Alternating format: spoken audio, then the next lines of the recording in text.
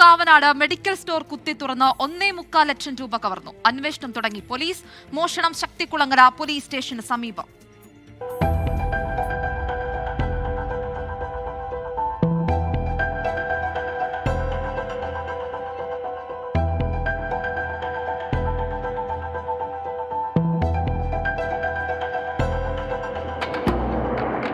കൊല്ലം ദേശീയപാതയോട് ചേർന്ന കാവനാട് അക്ഷയ കമ്മ്യൂണിറ്റി ഫാർമസിയിലാണ് മോഷണം നടന്നത്.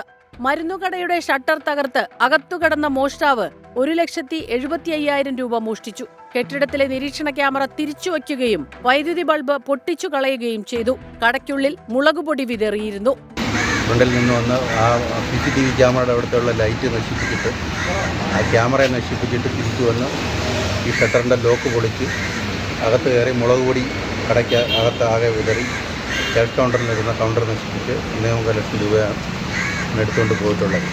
ഇതേ കെട്ടിടത്തിനോട് ചേർന്ന് ബാങ്ക് ഉണ്ടെങ്കിലും അടുത്ത കാലത്തായി രാത്രിയിൽ സുരക്ഷാ ജീവനക്കാരില്ല. എതിർവശത്ത് പെട്രോൾ പമ്പുണ്ട്. നിരീക്ഷണ ക്യാമറ ദൃശ്യങ്ങളും മറ്റ് ശാസ്ത്രീയ തെളിവുകളും ശേഖരിച്ച് പോലീസ് അന്വേഷണം തുടരുകയാണ്.